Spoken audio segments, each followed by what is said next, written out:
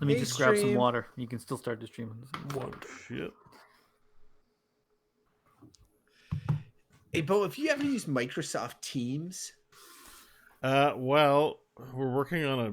Well, I can't talk about it now. We're live. I can't talk about work. Okay, well, I'll tell you. I'm using Microsoft Teams, and I think you know what? I like it. I think it's like Slack, except easy to use. Is it live? Hey, did either of you guys watch that link I sent you of Tom McDonald, the rapper video? Coronavirus? Yeah, I watched I it. didn't watch it. No, it wasn't the coronavirus one. It was a new Yeah, video yeah. you posted. Yeah, I didn't watch it. You should watch a couple of videos. I'm like, this dude is like alt right rapper. He's like, I won't apologize for being white. Blah blah blah. It was just like, I was like, oh god, this is horrible. And it was a series of them. It was basically like Fox News rapper was what it was like. I was. Anyways, there's a whole series of them. You should watch a few to be like, ee. Sometimes Yeah, those I guys know. think I they're believe it. liberal, though. I don't think he does. It's pretty funny. You should watch a few. It made me laugh. You know what Voltaire said? That's what I always think. If anything's too stupid to be said, Yeah, anything too stupid to be said is sung. So, yeah. Hey, It's not shocking that there's dumb shit in music. If you guys listen to Lil Pump. hey, did you guys see that we banned assault rifles today? yeah, Like military grade A. took a Canada? 22 person killing spree to finally be like, Yeah, all who right. gives a shit? I like at this point, I'm happy. I'm just like, Yeah, I'm great. happy. A big Western country that I live in has been like, let's ban these things that are only for killing people. For killing people. Well, No, like, look, to be fair, literally. Crofton, if 5 deer come on my property and I want to get them all, you expect me to do In that with a quick regular rifle? succession. Yeah, like if have you ever seen deer scatter? You can't use a manual bolt a rifle to kill all of them at once. You know what would do it though is a rocket launcher. If you just got right in the middle of them, I and you prefer would a grenade myself. and you would cook them. You would prefer a cook them, thumper, too. I think. A grenade. It's like, look, there's 5 deer in the background. It's like, fire in the hole. With all these deer parts. All these deer parts come back at you. You're like, hey, it's half butchered already. That's hilarious. Recreational deer. No, everybody knows grenades are for fishing. It's true. Actually, you know what else they use? It's because the sad thing is that's not a joke. When I was in the Philippines, there was a lot of dynamite fishing, which was the real thing. Oh, God, And, really? Is that real?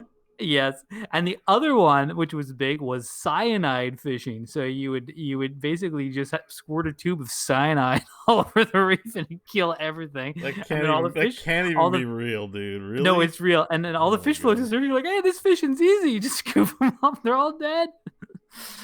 and the dynamite is the concussive blast.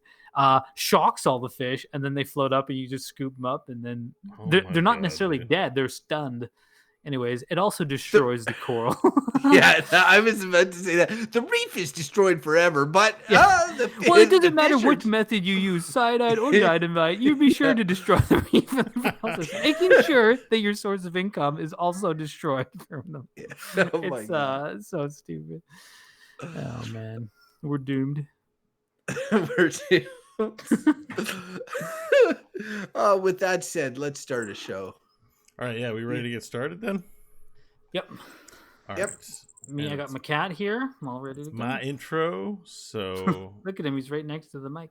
Oh, that's the wrong one. I have to go to this one, Bo. There you go. All right. Can you hear him purring? And we're live. Let me just make sure I can hear everything live. And we're live. Let me just make sure I can Do you hear guys like? everything Are live. you doing Yep, a bunch we're of good. teleconferences? No, we're for starting work? the show. But yes, I've been on 8 in the past 2 weeks. Or more. 9. Dude, I was on 4 today, so I mean, like, I'm right. constantly on teleconferences and chairing them often. But one thing I will say is that I'm starting to have like associations. My computer, which used to be a source of pleasure in podcasting and games and all that sort of stuff, is now like I look at it and I'm like, oh, work. Like that's how I see this space. It's affecting how I see my own house. Yeah, I like to keep the world separate. That's why I'm a go to work every day kind of person. I don't like the work crap in my home. That's why I keep them away. But Yeah. Whatever. He didn't Oh, choose this. we should. Oh, never mind. It's not my topic. Yeah. So, Bo. Well, no, can what Can I was it? start the I'm show, open to or whatever. do we want to talk about teleconferences? For fuck's Yeah, sake. no, it's cool. It's cool. Don't mean to be critical, but goddamn, I've been on them long enough. I don't want to talk about them. All right, here we go. Episode Good, Bad, or Bullshit. I believe it's 245 with a mysterious topic about to be revealed. Begins in 3, 2, 1. Hello and welcome to the Good, Bad, or Bullshit podcast, the place where conversation is the foundation for higher thought. That's Michael Hodgins over there. That's Crofton Steers, and I'm Bo Schwartz. Welcome to Good, Bad, or Bullshit. Boys, how you doing? Well, it was very concise, Bo. I'm doing pretty well. Yeah, can't complain. So, Bo, you told us not to talk when we heard our name, and I really wanted to do it just to spite you, but instead I showed restraint, so I accept your congratulations. I would have spoken over you. Rare, and also it's a rare restraint showed by Crofton Steers because you don't see that every day. It's true. On a recent episode of my sister show, Dungeons and Diapers, I went on a 10-minute rant. What? Crofton Steers talking for 10 minutes straight? I don't believe it. Yeah. There was, you know what? was different about that? I could have done longer, I'm pretty sure. That was the concise version. You don't have to convince me. Was it a good rant? Are you proud of what you accomplished? I think so. It's good. I like a good rant. Yeah, it worked. I will say that I've become a lot more critical of my overall podcasting, especially using filler words and such. Like I just did. I feel like at the beginning of the show, I'm less prone to doing that, but as it goes on and as I find my thoughts, I start throwing out a bunch, and sometimes I sound ridiculous.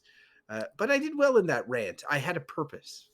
Yeah. Well, I feel like if your rant is purposeful, then it's probably a rant worth having. You know? Yeah. I mean, I think we all feel that need to get stuff off our chest, especially when we do shows like this. And, but you don't want to do it too much. It's a well that you do not want to visit constantly because then you become Alex Jones. Right? Yeah. Isn't he like the most successful person on the internet? No, he went insane or something like that. I think he started insane. What? No, I think something happened to that guy. I can't remember what it was. It was in the news though. I do find that that maybe the isolation period and stuff is making me more prone to ranting. I'm like, I don't want to lay it on my wife and 2 daughters all the time. My thoughts on everything, and it's like, oh, I got a captive audience. I can just go at them. Maybe that's it. It could be, and all the people from your work are like, oh, I miss Crofton's like constant telling me of his gripes and criticisms of society at work all the time because normally you're just getting them off on your coworkers. I have a show for them. A show for them. Loosen up. Yeah. So, are you guys able to doing much physical activity during this period of isolation, or are you kind of just not too much hibernating?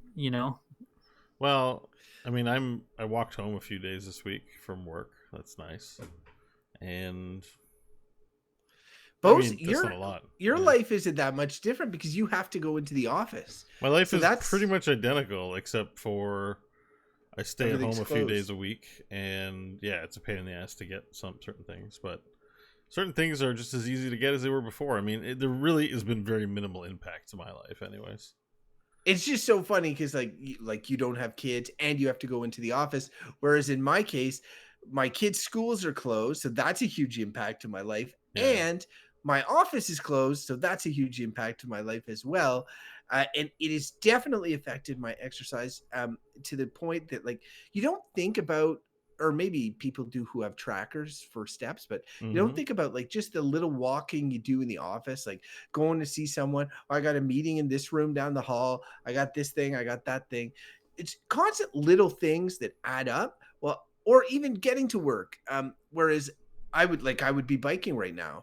And whereas I go down to this chair in the basement and pretty much like my meetings are from this chair.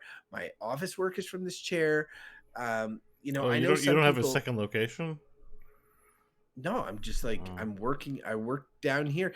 The Hmm. thing is when the backyard opens up a little bit, and we're in the process of doing that. I may be able to take my laptop and go work out there for a bit. But ergonomics are important too, and this chair is very good for that. But taking breaks is important. Going out and walking is important, and I've been bad about that. Like work has creeped into every sort of facet, and so I make a point now of like having this afternoon walk with the girls at least, where and often they like being like they'll be in the stroller together and I will like kind of power walk them around a bunch of side streets. I work up a little bit of a sweat, but I'm definitely not getting nearly as much exercise as I should be right now.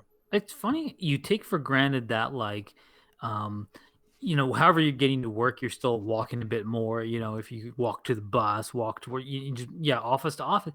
I have one of these pedometer apps on my phone, and I check it, like I don't look at it that often, but like I've been looking at it a bit more because when I was at work, I bike to work and then I, get out at lunch and whatever. And generally that would get me something like 6,000 to 7,000 steps a day is what just doing that every day. And then, but like yesterday, say it was raining. Now I've been getting out with my son a bunch. We're doing a bunch of biking and I've been trying to make a point. But like a rainy day yesterday, I looked at the app like afternoon, it was like 1,500 steps. I'm like, oh man. And it's not like I don't necessarily have a goal, but it's just an indication of like, oh, I'm not moving around as much unless you make that concerted effort, which can be tricky. And sometimes it's like you go out and there's all these people, like it's crowded on if it's a nice day, and these bike paths, you got to keep 6 feet distance from people. And it's like, well, the whole bike path is 6 feet wide. And so there's something like people, it's just clogged. And you're like, oh, I don't feel comfortable. If you're trying to take this stuff seriously, it's like, you can't go on the bike path. So it's like, you got to find like a alternate. It's definitely a challenge, and I've never been one to want to like, do jumping jacks in my living room or whatever. But even Andrea has looked at a few like YouTube workouts, and they're like, it was kind of all right. We did a few together, and I was like, this is a good kind of thing because you can find a bunch, and a lot of them are like 5 minutes, and then you can just do like. So you're like, okay, I'll do 5 minutes, do like level one, see how it goes. Like, okay, I'm feeling this. And then you're like, okay, now you're warmed up. You're like, let's do two more or whatever. And then at least you feel like you did something. So it's kind of nice that there are like those resources like that. I probably would have never looked at before this thing. I would have been just like, oh, go mountain biking or something, but it's just less accessible now, right? So yeah, I mean, it takes a bit of effort, but And yeah, that's it. It's the effort, and I don't know about you guys, but I am suffering from, like I've looked into this a little bit, and it is, yes, a bit of a self-fulfilling prophecy, but pandemic fatigue, and it's not just fatigue due to like an overabundance of bad news and all of that. It's just that like people are feeling more exhaustion than they would normally have. Like we were supposed to do this show last night. I had a work day yesterday. It was a busy day, but I had a busy work day today. I gotten a good night of sleep the night before, but yet I was just absolutely drained, and I went to bed at 9 p.m. last night, which is really early for me. Fell asleep almost immediately and slept till like 8 a.m. this morning, which is why I was able to do the show tonight. But even after my day of work today, I was like, oh my God, just putting the girls to bed, I was like, I'm gonna have to cancel again. I feel like really, really tired. And I think that's sort of a normal cycle that people are in right now. And so I have tools at my disposal that I could, like I have a virtual reality headset with move controllers, and there's a ton of fitness programming that you can do. And I just have to kick my own ass to do it, and I don't, like, for the most part, especially after the girls are in bed, because I also have a very finite window for like personal entertainment and that sort of stuff as well. So girls are in bed, I could do exercise, or I could, do something else, right? And I tend to, do something else to relax right now. So I need to get better on that, because I've got like, I'm starting to feel physical symptoms in that of beyond exhaustion, like headaches and other things. I think a yeah. lot of it's looking at a screen too much. So Oh, yeah, I'm sure it is, and just yeah, lack of less fresh air just because you're commuting, you're out probably less, and I don't. Have you guys experienced this? Because like today and yesterday, like I haven't felt 100%. And I don't know if you get this, but you know, you hear these varied symptoms of COVID-19, right? Where it spans the gamut from death, like you're in ICU on an incubator, unconscious, can't breathe, to zero symptoms and you have it, you know? So it's like, okay, so in my mind, I'm like, well, that can be anything. So you might be on that spectrum anywhere. So like today, I just kind of feel like low energy. I had like a bit of a headache and maybe my throat is not even, I wouldn't even call it sore, just kind of, you know, feels a bit off. And last 2 nights in the night, I felt like hot. I would not say that I had a fever, but I'd be like, I just felt hot in the room. Like occasionally I was like, I kind of kicked the blanket off one of my legs. And then I was like, this morning I said to my wife, I'm like, man, I think I got COVID-19. And I'm like, but I'm just like, I feel like I'm being paranoid, you know? I'm like, I've been taking precautions, but I'm like, I don't know. How the hell do you know? I could have the thing. I'm like, it's just like, geez. So, It's Mike, like, it I am feels like not a paranoia. medical. I'm not a medical professional in any way, and I cannot say that I'll vouch for often that. often enough. But you definitely have COVID-19. Bo, do you have? I think we can all agree on that. Bo, do So you yeah, have keep it. COVID-19? No, I'm fine. He's good. He's Which all is good. funny because Bo is like He's going to out work there. every day. Yeah, like his exposure points compared to Yeah, say but I Mike and benefit mine from are a few. like. I benefit from a few things. Like, first of all, I'm not just going anywhere and I'm not looking things, right? I have a very limited scope of where I go, and the places I go are not heavily trafficked during normal times or otherwise. Now, the places I do go, let's say the bus stop, the population is like 99% what it was. If there was like, on any given time I get to, say, the bus station near my place, there might be a couple hundred people. There are like 3 people in total. So there are a lot, like the certain places are being more diligent about cleaning, and there's way less people overall, so the points of failure are greatly diminished through all the places that I'm going, including taking taxi. They're all complaining that they barely have, like, one guy had like 3 fares in a whole 8-hour shift. So because we're social distancing and isolating properly, because I have to go out and work, I'm protected by everyone else.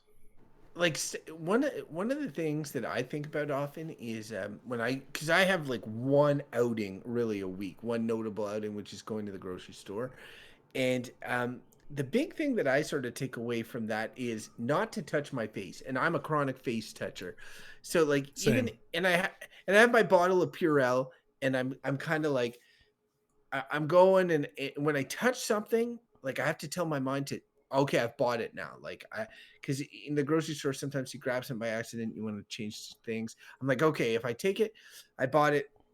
And I really like try to pay huge attention for that time that I'm in the grocery store. Cause I feel like even if I wipe my hands on a COVID surface, as long as I don't touch my face, like I'm not going to get it through my hands as long as I wash them when I get back and I try to Purell, as long as I don't touch my face. So that's sort of kind of my big thing. And if I was you, like, and I was doing these trips, even though there's no one at the bus stop, like there are little things that I do almost unconsciously. Like I will grab, when you're walking down steps in a bus, like a transit way hub or something, I will grab the railing when I'm walking down the steps or whatever. And like, as soon as you do that, it's like you touched where everybody else has touched the railing or whatever. I mean, so like it's being aware of that and washing your hands and doing that sort of stuff.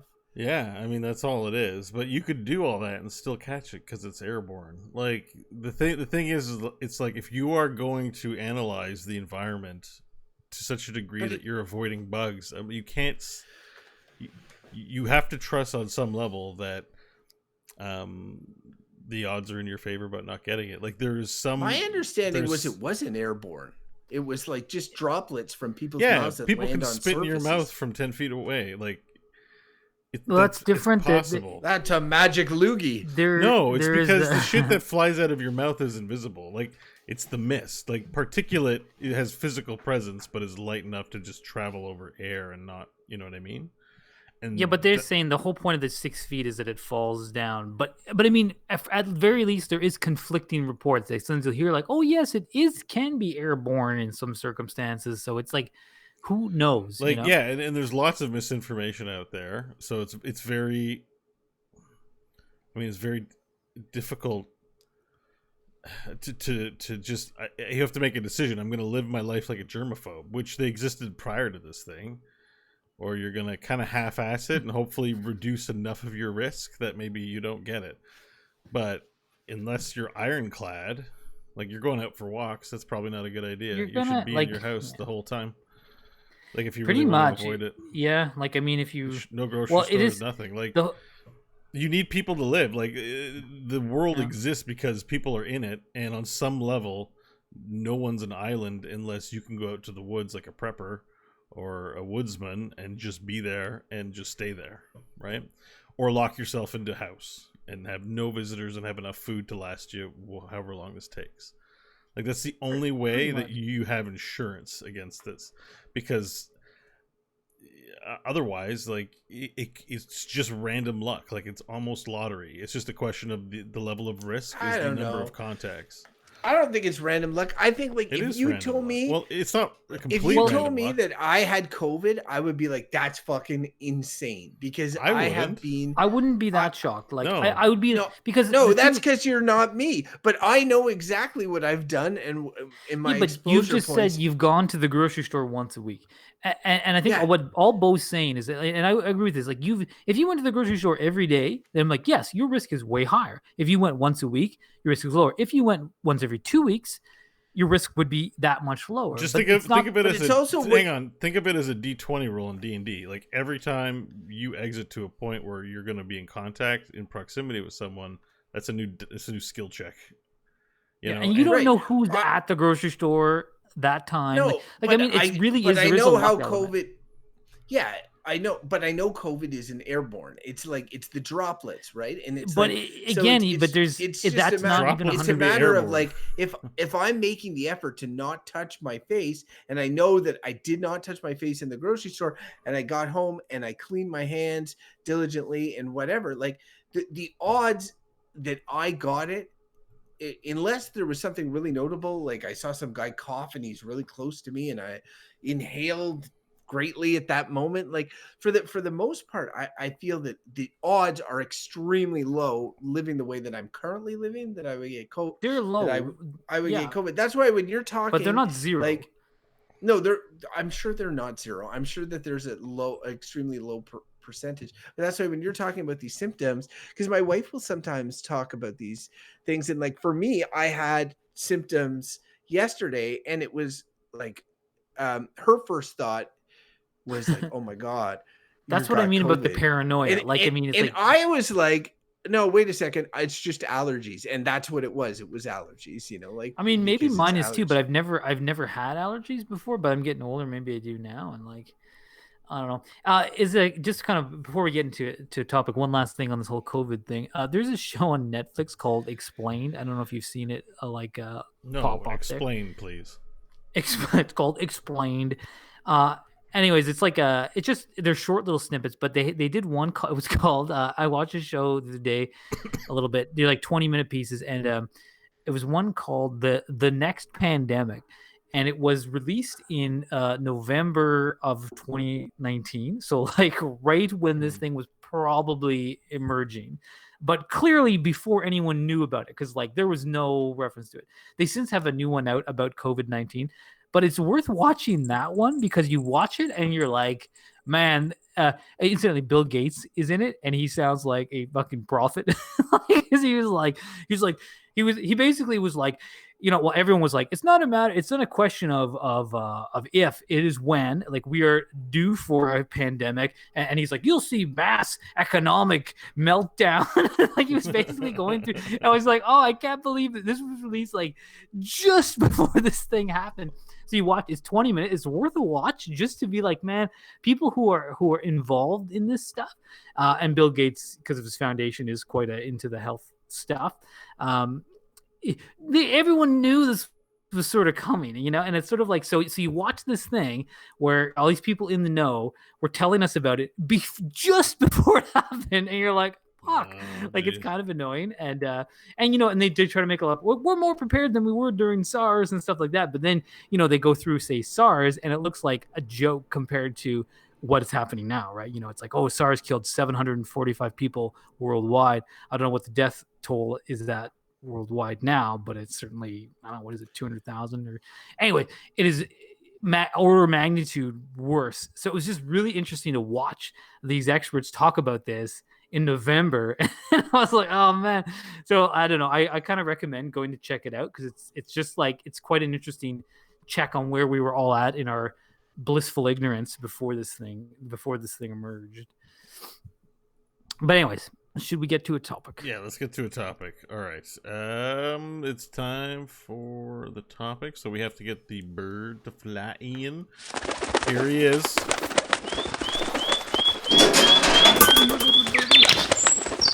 And I don't know if you guys noticed, as I have, but our friends the warblers are on their migration and arriving back to this I've lovely seen all place. kinds of spring animals. They're real irritating in this COVID time. They're really irritating. Look at them enjoying life and not being the sick. pest animals like squirrels and stuff.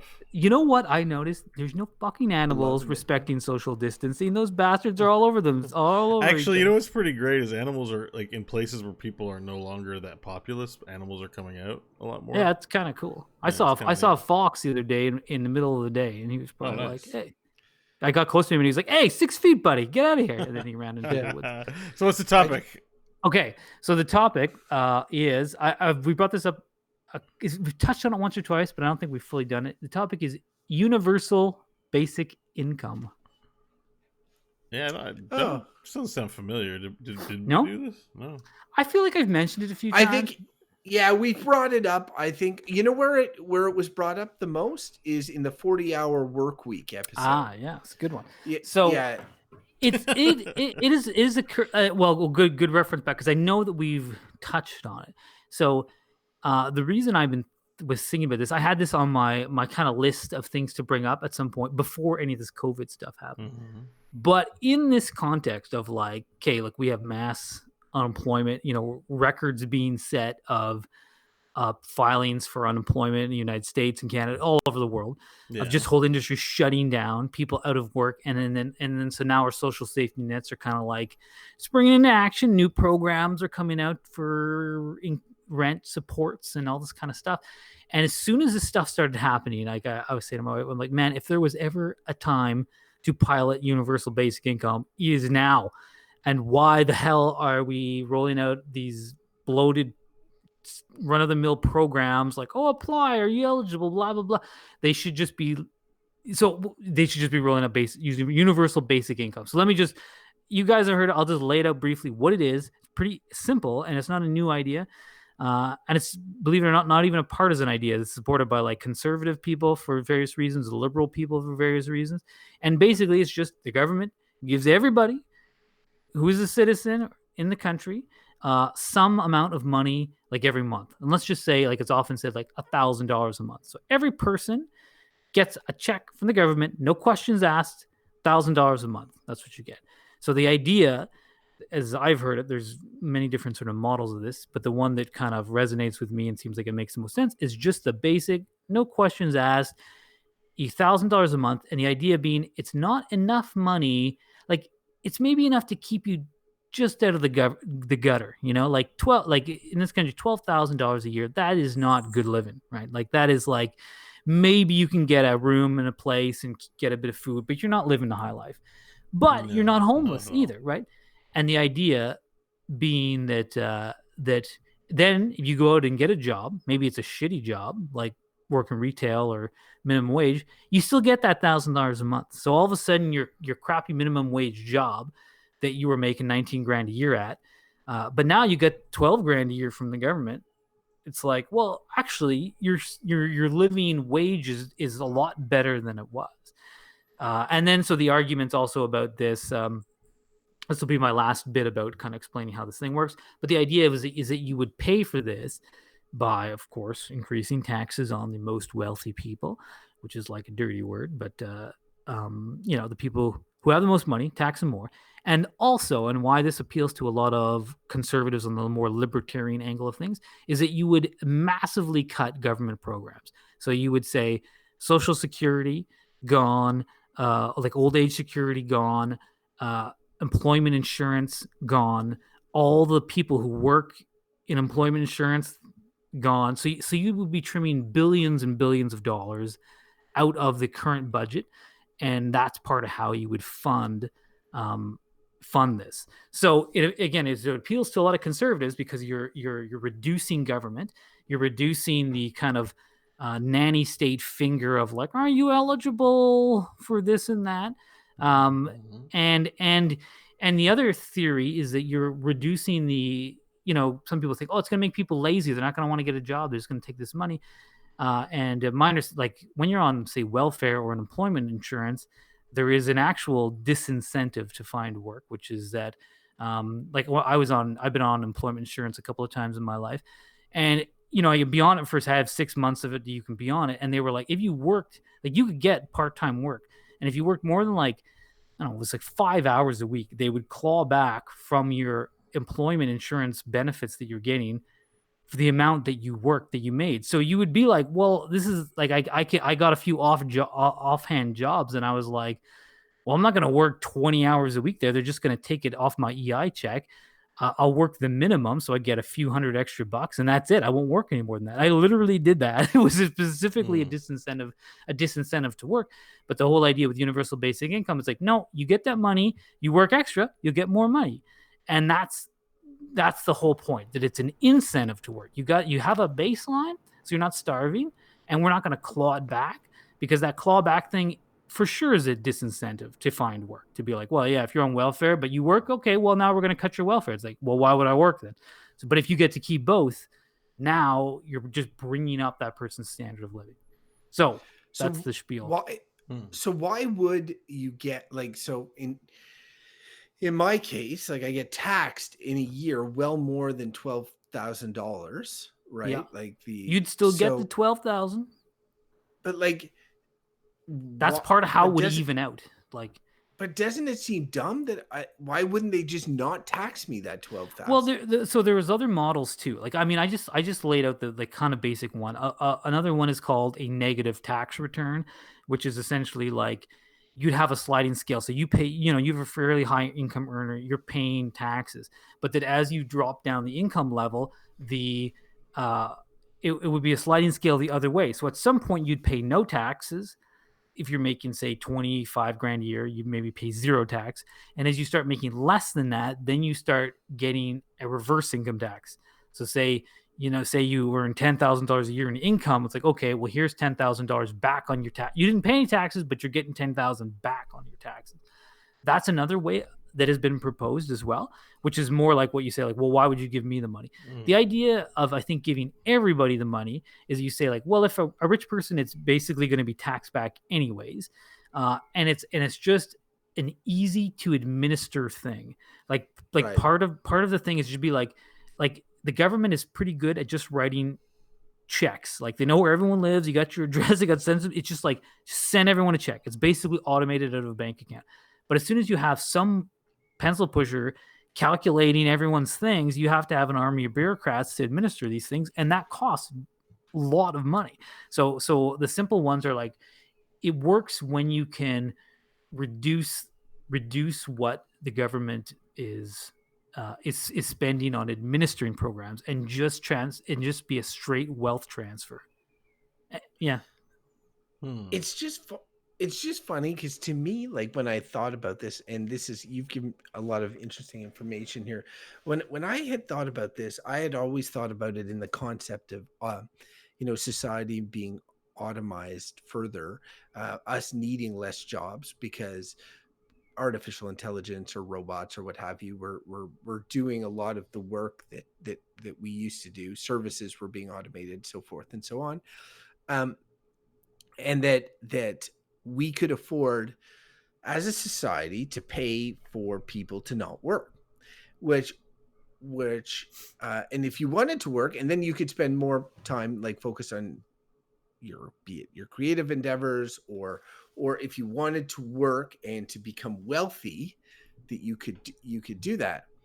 But $1,000 a month is essentially pretty much not even enough or to live, or as Mike said, it's scraping by. So it's not even giving it's not doing what I thought it would do in my mind, which was giving somebody an actual solid income, even if that was like 25,000 a year. Everybody's by default making 25,000, and then at that point,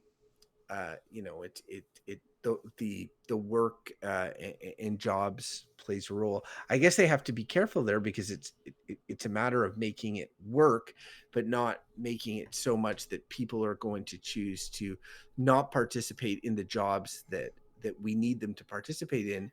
I'll give you an example. You go ahead. Sorry. I'll just give an example. Like right now, that as we're seeing with the whole coronavirus situation, we're boiling down to some essential jobs, and some of those essential jobs pay like shit, right? And that's a whole other problem. And I'm not sure if a universal basic income will solve it. But the problem right now is some of these measures that have been hotshotted, at least in Canada, have done what you said, Mike, which is disincentivize people from perhaps working in some of these fields that are suddenly under the gun, namely the agriculture field here. Like they need, every year they bring in a ton of temporary foreign workers from other countries, because Canadians here just, they're not going to work those jobs, or they don't want to work those jobs in the fields and that sort of thing, until we get to a point, which we might, where things are all well automated. They need people to do it. And right now people don't want to do those jobs because they're hard work and they're low pay. And so like anything that would incentivize people not doing those jobs would be bad for the current way things work, I guess. Well, yeah, it's tough. I mean, it really depends a lot. Like, I mean, I'm a weird person. Well, but you guys might find me weird just because I like physical kind of grunt work. I do it kind of like because I enjoy it. Like I enjoy digging a hole. But I also don't want to make crappy income, which is why I went to university and got like a decent paying job, right? Because I can do the math and I'm like, well, if I'm going to be working, I'd rather make 60 grand a year than 30, right? It's double the money.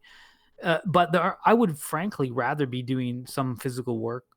I think I'm just decent at it. I like it. I like to move my body, and I can't stand bureaucracy, which if you have work in any kind of like in big company or government, you have to deal with. So, but for me, like it's just a numbers game. I'm like, well, I work the office job because I'm like, well, I don't want to have low pay. But if it was like if something like universal basic income might bring that into focus for someone like me. It's like I often say, like I'd be a garbage man, but I'm like, well, why would I take a 25 grand a year pay cut to be a garbage man? That would be dumb. But I'm like, honestly, like if I was only making like 8 or 10 grand less, I might do it, honestly, like because that's near enough. But if you're talking like half my salary, but if all of a sudden you get like, because a lot of people are just chasing that number. And like I've often thought, I remember before when I work in the government, and I'm happy to have the job. I'm very lucky. I do not take it for granted. It's a great job to have. But I've often thought, like I have friends who work in the nonprofit sector, and I had thought about that it feels, would feel in some ways like a better thing to work in. But everyone I know who works in the nonprofit, whether it be an environmental NGO or a humanitarian NGO, it's like you're making like, again, half my salary. And these are people with like master's degrees and who are just driven by their principles. Make half the salary I make because they're working for an organization which runs on a shoestring, needs donations, and all this. But I'm like, again, for someone like me, I might be like, okay, they can offer to pay me 30 grand a year, and then I get say 12 from the government and brings it up. I'm like, okay, it'd be maybe still a pay cut, but all of a sudden, my decision, the things that motivate me, I'd be the type of person who I'd be totally willing to leave my job for something that I either believed in more, even though it paid less, or got more personal fulfillment out of, like something physical. But I have a threshold of like, I'm not going to just work for half the amount of money. Like I can do math too, I'm like, if I'm going to do hours someplace, I may as well make the one that pays twice as much. So like I think it feels like it just opens up options, and if you want to work in a creative field where you're an artist or a creator, that's a hard racket. I mean, Bo, who's like, got quite an online personality, he does a bunch of podcasts, creates content for your D&D show. Like, that's a creative endeavor, right? It's hard, it takes a long time to build up an audience, to find a way to leverage income out of that stuff.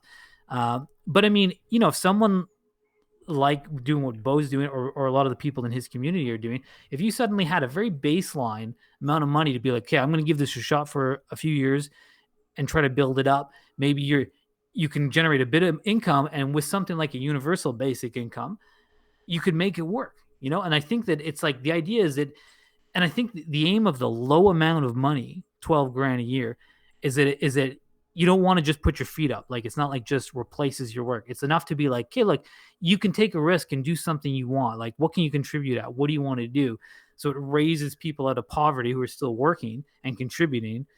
Because, like, there are jobs that are just shitty, right? And it sucks that they pay not well, like you said at Crofton. And what's going on right now, we still look at these essential services, cleaning services, man. It's an essential service right now more than ever. It's like, we play these people crap. They're clearly more important than us office workers.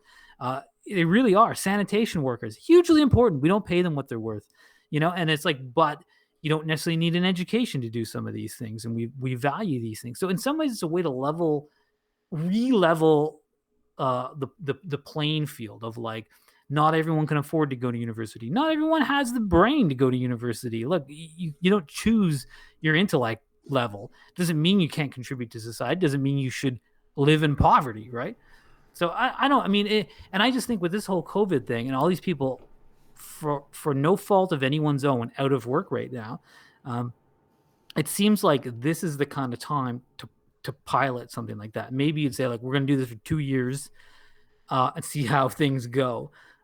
Because at the moment, we're just accruing crazy debt. I'd be like, there should be a temporary tax on the rich, redistributed. Like, if there's any time to do a crazy shift, right now seems like the time. Like, during the war, World War I is when they instituted income tax, right? We never had, in Canada anyways, we never had income tax before the war. It was a temporary measure. It's permanent now. So it's just like, I don't know. It seems like Why not just get lower tax? Yeah, like, that's what we're... It's the same thing. Like, whether you have lower taxes or getting basic income, aren't we used to saying the same thing? Well, no, because for lower taxes, you have to earn money. Like, if you don't earn any money, paying lower taxes is nothing.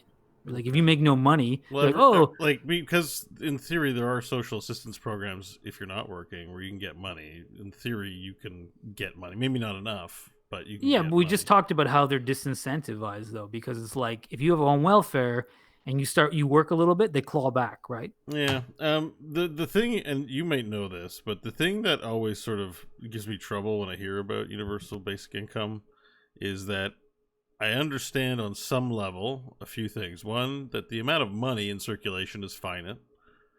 And two, that business and finances to many people is a game. And like in video gaming, you got these power gamers. So you've got people who, 24 hours a day, 7 days a week are figuring out how to get more than their fair share. We call it profit. And by funneling more money in so that everyone has some, I have this sort of skeptical, jaded view without fixing other problems that, the power gamers of the current system will just look at that and say, well, there's more money in circulation, and find ways to suck more of that money out from individuals and into the pockets of private business. So basically the government money is going to the business in the long run anyways. You know what I mean? Like, how do you not game the system when there's more resources available? Like that, it seems like it's not a permanent solution. You know what I mean? Well, but in some ways so one interesting thing that has come about with, I'm not sure if this is quite getting at what you said, but my neighbor works for it's like either the Bank of Canada or some such thing. Okay. And was talking about how they're expecting a ton of fraud with these these programs that are coming out of, Sure, why not from the apply government. 15 times as 15 make-believe people? Or yeah, exactly. So again, something like universal basic income, like this is a problem with traditional programs. Like there's always been EI fraud. It's like getting fake records of employment, saying you've worked when you haven't. Like They don't again, even have there's to all be these from ways. inside the country. They can be outside What cells exactly? acting There's on them. so when you have these programs, like they're rife for fraud. With Yeah. universal basic income, you'd be like, there's no fraud. It's like there's a social security number. I mean, maybe Well, there still is fraud if you're taking more well, there than your probably fair would be. share. Yeah, there would probably be still fraud, but we do have, like, in this country that we often touted as like very accurate census data, where it's like we know how many people in the country. We keep track of If this you very believe well. your government. Yeah, but again, it's more like if you got Joe Schmo who's like trying to claim, like a lot of the traditional fraud is like, okay, trying to claim EI, employment insurance, or welfare, and then you're also working under the table. Like that's traditional fraud, right? So I'm Sure. collecting my full EI and I'm working full time. That's fraud. But again, like So they're both fraud. with this program, there'd be no fraud. It'd be like, yeah, whatever, you get your 12 grand. Do whatever you want. You want to work? There would work. be still fraud. Well, where do you think the fraud would come from? The people whole, like, wanting more than their fair share, whether it's done legally or illegally, it doesn't matter. No, but it's the same so point. So you'd have to be getting getting new social insurance numbers, which mean you'd have to be inventing and making up people who don't exist. And I don't think most fraud operates in this way. Most fraud operates by people stealing other people's identities and then claiming on them. This would just be like everyone gets. There's like, if you know how many people are in the country of a certain age, which we do. I'm sure there'll be enforcement, and like we have law and order and punishment now. We'll have it with this system as well. Like I don't see that there's any difference between the current situation. I think there's a with large respect to difference, that. The point I was making is that there's more money in circulation, and that more legitimate actors, not criminals, will find ways, because the system is what it is, to profit from it. And then we'll be back where we're like, man, we need to double our universal income, our basic income. We don't have enough money to make it stretch anymore. Landlords jacked up all the prices because we have more money. So the market can tolerate inflation, right? The market can tolerate these jacked up prices. It just doesn't but work. where does that, like, because I sort of disagree with both the points. Like I agree with Mike's stance that like it's harder to fraud this system because you have to create people. Like everybody is getting $1,200. I'm not talking about fraud, just to be clear. No, I know. But just to my opinion on that aspect of things is that it would be harder to defraud the system. The other thing is just like that money already exists in circulation right now. It's where is that? It's not being created by the government. It's coming from taxation from the wealthy. So right now, the wealthy, those big fish that you're already talking about, already have that money, or the government has that money, and it's just being distributed more widely amongst people. Yes, these big fish may find ways to get people to give the money again. Where does that money go back to? That's totally possible. That money goes to these individuals who can use it for whatever. If it's paying big Loblaws for food, well, then that's fine. It goes back to Loblaws. So the point I'm making is that the price increase the next time you go, because they know you have more money, the price of bread goes up, because the market can bear it. Yeah, so that's part. I mean, yes, inflation is a problem, and I think again that's another reason why you keep it a low amount. Like if you give everyone, like, okay, everyone gets $100,000 a year, it's like all of a sudden, yes, you're going to see crazy inflation, and it's going to be a big problem. That's, I think, part of why you have to balance. So then we'll see a limited sector inflation, because everyone who needs that money is probably going to use it for rent. So the landlords are going to be licking their lips, and no one else is going to piece that pie. Like. It's I'm not saying it's necessarily a panacea. Like, I mean, I find it like, until somebody explains it to me, where like the money is not pulled from thin air. But the thing is, so first of all, like it's a myth that money is a real thing. It is pulled from thin air constantly. Like, that's true. Yeah, I agree. Like right now, our government is spending all kinds of money that it does not have. Like we have $250 billion. It made up all of its money now. That you what? Yeah. The whole idea that it has money is made up. Yeah. Well, all money is fictional. All money is basically But it's a system of mathematical rules, which are not fictional. They're math fictional. Is not fiction. Mathematics is not fictional. Right? Math is fictional. The resource is fictional, but the operations used to calculate it are not. No, I'd say the opposite. Like resources are real, like what you can mine out of the earth or whatever, Well, money or what is a you can do with your representation time. of goods and services, right? So it is a resource. Even though it is made up, it still counts as a resource. Money? Yeah. Yeah, but it's not it's imaginary in the sense that like the Bank of Canada Yes, creates it's money. imaginary for sure. Agreed. We don't have to debate It just I agree. it just makes it up, and arguably what taxation does is remove money from the economy, like because the government makes Sure. Yeah. like where does Canadian dollars come from? That we just make it up. So I it's know. like Yeah. removing it from taxation. Like the government can in theory have whatever budget it wants to have, and taxation is just the counterbalance on the ledger. And it often doesn't line up, and the world doesn't stop working. Right. So like it's pretend money So half the time. the gateway I'm talking about is, I guess, the prices of goods and services. Yeah, inflation. Yes, I think that is a real concern. You're right. Like it really That's is. why I'm kind of not into it, anyways. Like, But I feel but like right it's a now, fix the symptoms, not fix the problem kind of deal. Although maybe fixing symptoms is the best you can do.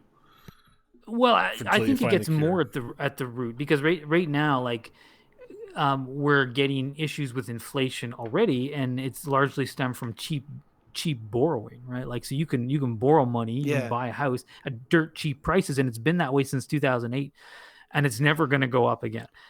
It's just Go ahead, Crawford.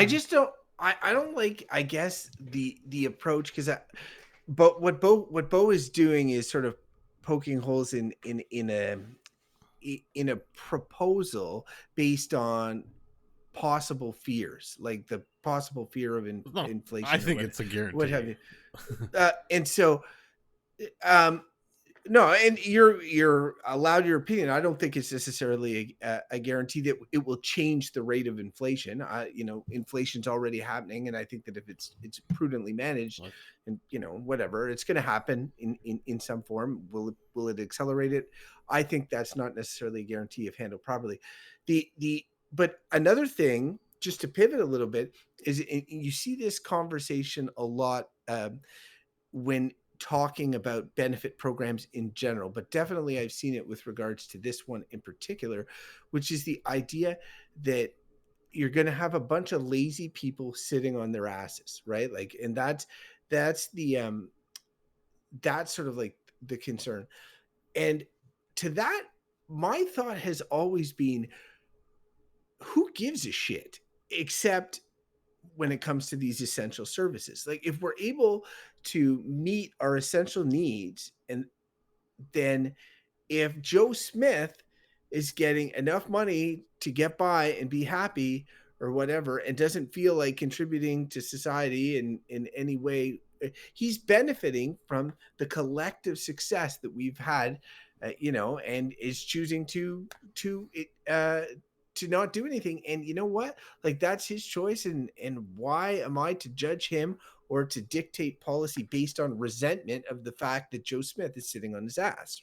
So, like, I really, that's one of those arguments that really bothers me about, and definitely that's why the 1,200 a year, sorry, 12,000 a year was a big wake up call for me, because like I couldn't even imagine really sitting on my ass for that low amount. But even if it was 25,000 and somebody's choosing to do that, then like, so be it. Let them do that, unless it's having some sort of overall detriment on society. And the only detriment that I can see is if we're unable to meet essential jobs, and that's a larger societal problem. And Bo's right about the like is this just like one band-aid on I mean, on many things? The way you describe it, it sounds like a force of equality. And I had an interesting thought related to equality. Like you're right. Like, everyone has the same basic equal opportunity, right? To live and to be supported. They can go out and earn more, but there's a sense that we're trying to bring into equilibrium poverty and not poverty. And I was having this sort of weird thought that, like, we can't have equality on any vector until we solve the idea that anyone needs to clean up after anyone else. Like in any given group of people, some people will have to clean the shit of other people. And those other people who have their shit cleaned will not reciprocally clean shit. Or if that is the requirement, will find a way to not have to do it. And, you know, there is something to cleaning another person's shit. Like, there is a subservience or a sense that you are lower in the pecking order, the way we have things done, to have cleaners, custodians, and not custodians. There are lots of people that we will talk to who will rather die than spend a day earning a living cleaning up a toilet that is full of shit. And because that's true, from that thought, all other equality is a very difficult and unrealistic thing to achieve until you ever can think that there's a society where everyone will clean up the other person's. Like, I'll go to Crofton's house and see your poo-poo and clean it up. And so when it comes to universal basic income, it's the same idea. There's this notion that this will render things equal. And even in my case, I'm supposed to be sort of the sympathetic, like, it would definitely help me to have free money. But I don't see I see the inevitable outcome to be damage and not to be positive, because at some point exploitation occurs due to the inequality of money in this system, and then it gets back to where it was. Like, and I just haven't heard anything addressing like that. Well, so I've heard a couple things that you might find interesting. I don't understand. Point. Like, I don't understand. I didn't understand some of the cleaning up poop stuff, but I will just move to this thing where it's like, so there. I've heard it stated that there's a lot of programs like to talk about. There's two kinds of equality: equality of outcomes and equality of opportunity. Okay, and those are different things. And it seems to me most people can get more easily on board, at least in where we live, on the equality of opportunity. So equality of outcome might be like communism. Okay, like everyone needs to have a house and a car or whatever. So the government's going to say everyone gets a house, everyone gets a car. That's equality of outcomes. Okay, everyone should be the same in the end, and that's problematic for a lot of reasons, and a pretty active disincentive to work and do new things. Equality of opportunity is more like, well, if you're broke, if your parents are broke ass poor, and your education has suffered because of that, you can't go to university or whatever, and someone else's parents have saved up they have a huge university fund, their parents are well off, that's an unequal opportunity. And so something like, I think universal basic income is trying to more address the equality of opportunity. So to be like, if you're a homeless person, it's very difficult to get off the street because you have no address, no one wants to hire you, you're disheveled, you might be, there's a lot of problems that come with homelessness. It's very difficult to get out of. And you probably have heard of the like home, like some countries are just giving those people homes because you can't get off the street when you're in that predicament. Their opportunity is so low, they basically have none. And other people have immense opportunity. So something like universal basic income is trying to be like, okay, look, let's try to give everyone a better baseline of opportunity. It's not like we're going to make the outcomes all equal. You're all going to have mansions. Like, no, it's just going to be like, look, you're all going to have food on your table. You're going to be able to buy food, and you're going to be able to rent a room. Worst comes to worst, So that's the difference there. And I think like the Crofton's point about the laziness, that's often like called, I think it's always an argument used that like, oh yeah, people are going to be lazy. But I just sort of feel like that's true to a point. Like, I think everybody likes the idea of just like infinite leisure time. But I think at some point there's like another strong urge in people is like wanting to have stuff in their life, like, so like as long as you can envision being like, oh yeah, what would I do if I just had infinite free time and like some amount of resources? Like, we sit at home, play video games all day, just to have fun. Like I would just go mountain biking all the time or whatever. But at some point I might be like, if the money I'm getting for free is low enough, my mountain bike breaks, I don't have money to fix it, can't do that thing anymore. You can't afford a gaming console, but you got food on the table. At some point you might be like, you know what, I'm just going to get a job and earn a bit extra money.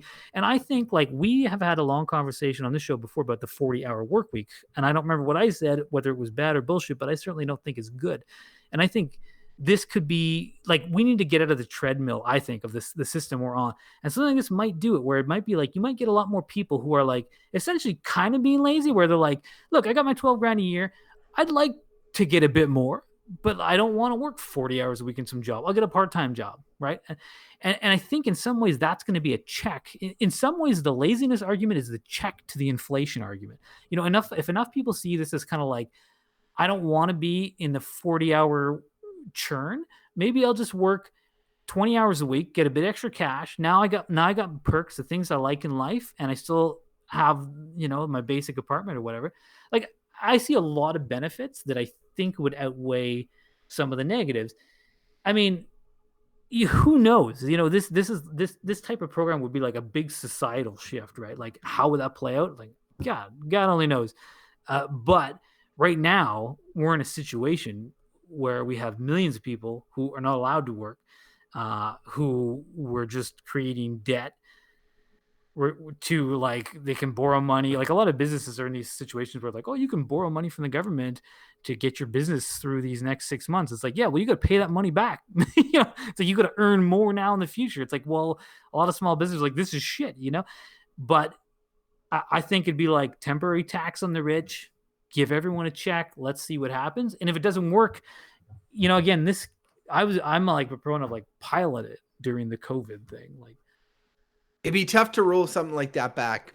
well, That's like one of those things where, as was it with income tax. Remember, temporary measure was never meant to be permanent, but they were like, hey, income tax, this is a lot of, we can do a lot with this money. yeah, but definitely, but that's on the government side. Like, in this case, it's like, you know, when Obamacare was really starting to roll, and the Republicans were like, oh shit, we've got to get this out before we can never get it out, you know, because people will get to liking it, and then it'll be impossible for us to get rid of it. So like, it's one of those things that I think every government knows is a dangerous pilot, because people aren't going to be like, I don't want this money, you know. So that it's just an aside, going back, because when I was saying I didn't understand Bo's point, it wasn't necessarily about the shit cleaning thing, which I actually think is very interesting and makes me want to see scientists put more energy into shit cleaning robots,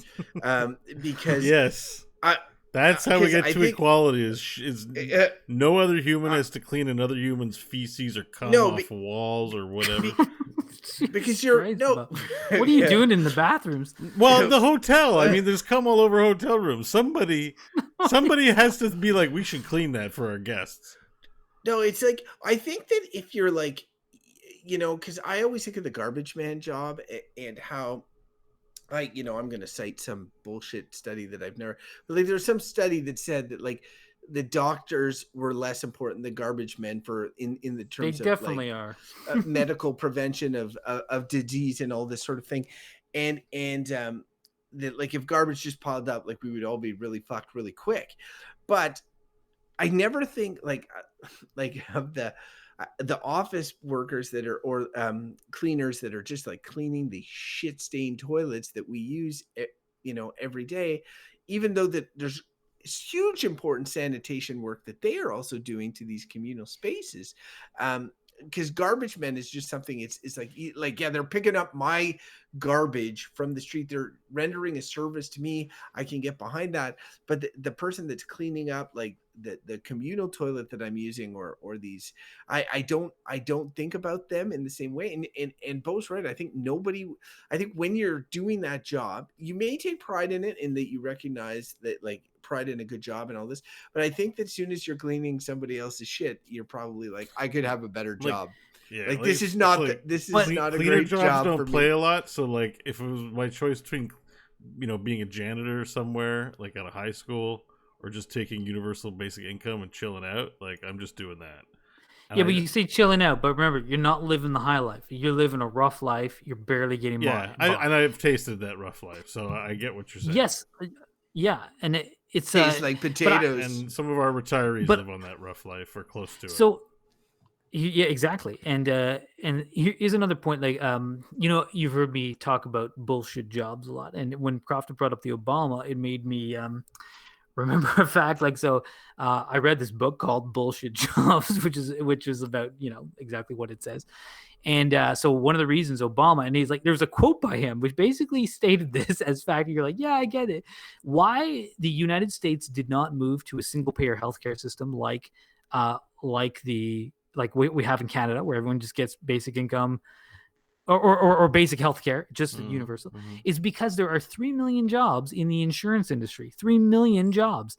And if they were to move to single payer healthcare system, all those jobs are gone. So those jobs are fucking bullshit jobs. They do not need to exist. And they exist because someone wants to make money. So like Bo, in your situation, there's a whole bunch of advocate energy to keep them up. Just let me finish.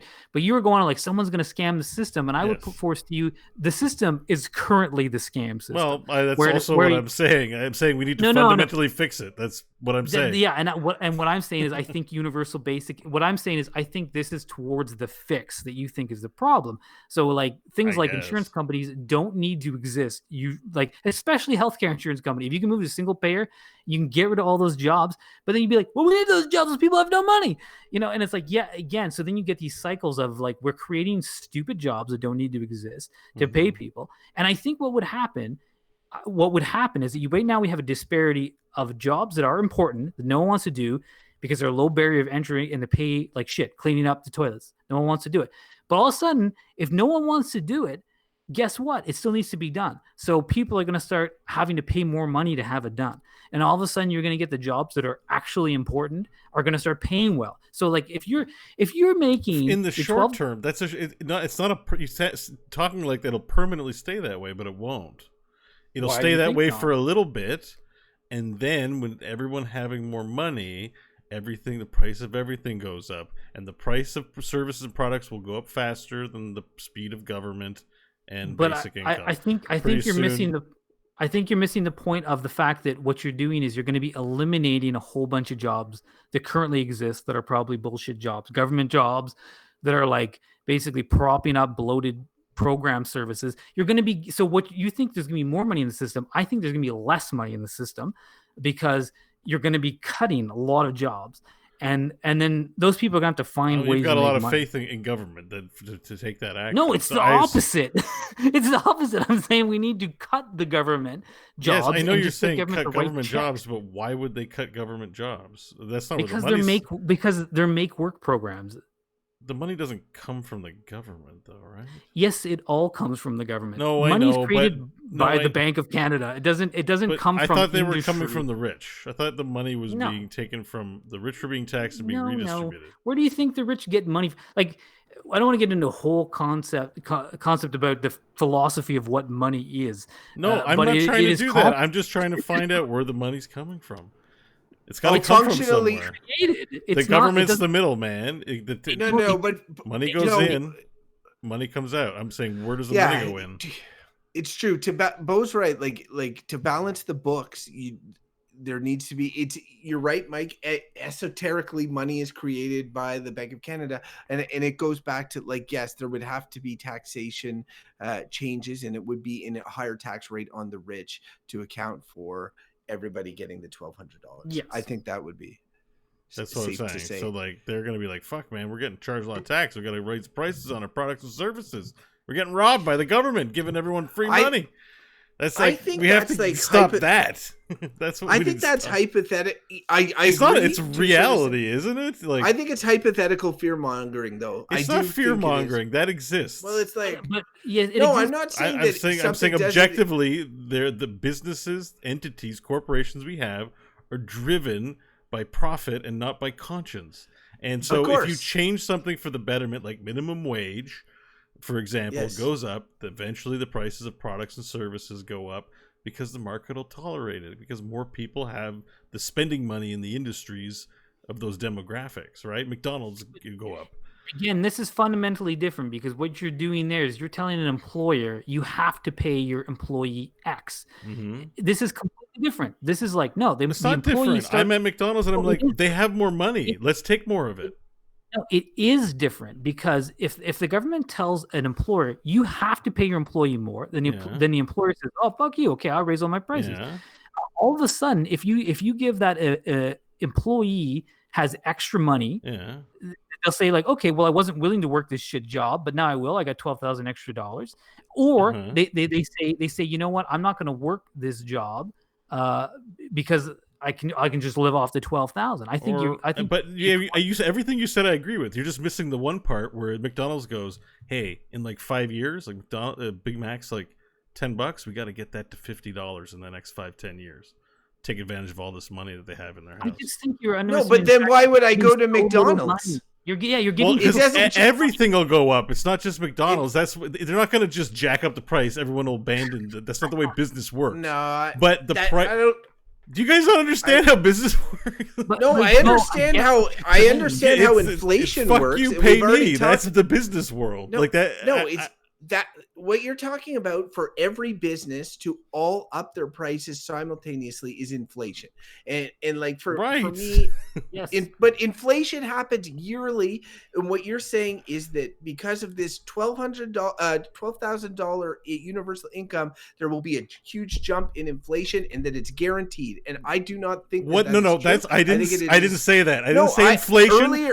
Listen, I didn't say inflation guaranteed. I said there will be bad actors guaranteed, corporations who will plot to undermine the program. I'm not saying inflation. I'm saying not everyone's going to be like universal health care. Let's hold hands and make it good. Some people will be like, fucking give me that money, bitch. And they're going to make businesses to get the money from the people who have the universal, the extra cash flow. They have to get the money from individuals because this is going to people as opposed to fraudulent systems before where they could potentially rig the stock market or whatever. In this I'm not case, talking about individuals. Fraud. I'm talking about legal actions. No, I don't. But I don't understand because just to be clear here, if you're not talking about inflation, what are these actions that people are doing that to get money out of people's? So I'm a landlord, right? Okay, right. Everyone they're paying $800 a month in rent. Then I find out they're getting $1,600 now for free extra, however this works. So I go, well, shit. I need to find a way to charge them $1,200. Well, you can't just jack up the prices that much. Okay, well, I close my building down for renovations. Then I jack up the price. And then all the other landlords follow suit. It's not a conspiracy. They're just everyone has the same thought. Like, they have more money. Let's take more of it. And eventually, not immediately, because they put the frog in the cold water and turn the heat up slow. They don't put the frog in the hot water. Eventually, you'll find that your purchasing power is diminished because the people who are good at business are aware that you have more of it. Okay, just here's a counter to that, which is a clear counter. So Walmart did not destroy all other retail because it jacked up the prices. It was able to draw. So like in your scenario of like McDonald's going to charge $10 for a hamburger, and all of a sudden you're going to get a smart business person like say Wendy's is going to say, hey, look, McDonald's charging $10 a hamburger. Like, we don't need to do that. Why don't we charge $7? And everyone's going to say like, hey, let's go to Wendy's, because that's competition in the market. So you're assuming that there's going to be this mass collusion. There's such a little amount of money, it's going to be countered by a tax. Okay. So I'm in an area that we can't have a conversation with because you don't understand what I'm saying. I think I do. You keep taking what I'm saying and then adding things I didn't say to it. No, right? But I'm understanding what Mike's understanding. So we're both not understanding this thing. So it's possible in competition for some prices to be higher and for some to be lower, like Mike says. Right? Like I know that. I don't know. So why do you think there's going to be this mass collusion? I don't know why it's puzzling for everyone if I'm not expressing it right. That if there's more money out there to be taken, there are people who will take more of it. There's not more money. It's been taxed from the rich. It's the same amount of money. You've just say we're taxing the rich. We've cut government programs. Now all of a sudden we have all these billions of dollars. We're going to write everyone a check. It's the same amount of money. There's not more money. I'm not getting saying that money. It would be more money for me, right? If I had extra $1,600 a month. Look, right now you have it's more money for you personally. But it's not more money in the system. Yeah, the system is the same. Right now, there's someone with $10 million and you... Okay, not more money in the system. It's more money in the purchasing group. It's more money in the consumer group, in the pocket of the consumer for me to take. the biggest consumers are the rich anyways. It is honestly like we're splitting hairs about how much extra money there's going to be. I think it's going to be very little. I don't know, but biggest consumers by far are the rich. I just don't Like- I don't. Again, this is the point of the topic. Is I've never really understood it. Like I'm just like, you give people money, where the hell does it come from? Aren't They're rich. aren't people? The thing I know about business is if I'm selling something for $10 and you would pay 50 for it, I'm fucking up. Who says I would pay 50 for it? You're Well, when assuming you've got tons of money, you don't. how much do we pay for? Do you remember we paid 20 cents for coffee? And now we're paying $5 for coffee, and you're sitting here going, "We're not suckers for expensive things. Like people aren't trying to fuck us I out of just it." find this so hilarious how this has got off the rails I'm just like I feel like reality's not being acknowledged here. Everything is like this idea that universal health. No, we acknowledge inflation. But I never brought up inflation. No, but You defined it as that, and I agreed with you because I'm trying to establish like an understanding. What you're describing is inflation. Possibly, but I'm not going that far. I'm definition. talking about the bad actors. You're extrapolating inflation and going down that topic and that's not what I'm talking about. When you say bad actors, what you're describing is just business. Some businesses are going to say, like, hey, Yes. we have an opportunity to raise prices again. Yes. But in a marketplace, when that happens, you'll have other businesses that are going to be like, now's an opportunity for us to become the Walmart. We'll come in there at the rock bottom prices, and everyone goes there, and all the other businesses fail. That happens. It is an ecosystem of like high price. I don't see the connection between that two where you say there's going to be a Walmart that comes in. There's a Walmart in here now, and there's still expensive, overpriced things. Not everyone goes there. Like that's no. He's just saying that your concern that you seem to be raising is that if we do universal basic income and everybody gets this this extra money, that there will be a joint effort by bad actors to raise prices across the board, so people in the end have less money. And like I just think that like I'm just saying that it's a net even. We're not actually ahead or behind. It's so net now. It's net like so for me. It's just like I don't see that as being everybody the whole getting point money was that they didn't have before. That the prices will raise, inflation will raise because their 1,200 will raise as well, right? As time goes on, it would have to be a big jump for them to not benefit in some way, an unnatural inflation, if you will, and an unnatural jump across the board from these bad actors. Like I get your point about the guy doing the renos and kicking people out, and it's like I'll just go live somewhere else, right? You would need to have everybody do that, and that it would be like either some sort of giant collusion or it would be inflation. So just to take it to the conclusion of what I'm saying is, I'm not saying the whole world will spin apart. I'm saying it's a net even. We're not actually solving a problem. We're just yes, everyone has basic income. Now my purchasing power is diminished. Now I need more basic income. Right. Blah, blah, blah. I just disagree that it will be a net income. There are fundamental problems that I'm just like it's just a rob Peter to pay Paul kind of deal. No, it's not. The net. Well, you say that, but I don't believe you. Like I don't know.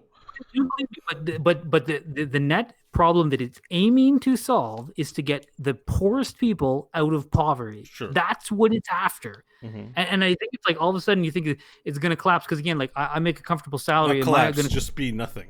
Like not. No, worth it's not going to be doing. nothing. It's like yeah. Anyways, yeah. See, my point is not it's going to collapse. My point is that I get it. I get it. It's just that I don't believe that evenness that you're saying. I like it's people who are getting money. That money is going to go up with inflation as our prices. I don't think that it's going to be even. I think it's going to be a net. It would be a net positive for this lower level, like lower income bracket and there is I agree with a lot of what you're saying about bad actors and people are going to try to take advantage of it. All of that stuff is definitely true, but as Mike said, a lot of there's no way it's worse than what's going on right now. And can we do better than just universal basic income? Yeah, probably. There's a lot of societal changes that could be done, but for me it just seems like a positive for the poorest in society. Like and the only counter arguments that I am aware of are the ones that you brought and the ones that I hear all the time in the news about,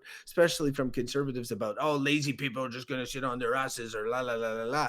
And so like, and both of those I feel are kind of like either rooted in speculation or fear or just othering in the case of the conservative one. And like, to balance that with the positive that I see coming from an initiative like this, and I know there's some countries in Scandinavia and such that have tried it. I'm not sure what the results are of those. We had a pilot in Ontario. I was running a pilot in a town, but it got canceled by the current government.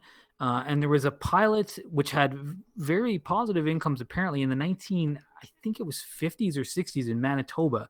They did it for a while, and what they saw was like health outcomes. Because one of the other arguments is that some of the people who are the biggest drains on our healthcare system are those in poverty, and if you just kind of give them more money, they will just be healthier, and then you'll save money because you're not treating them for like chronic illnesses that are associated disproportionately with poverty.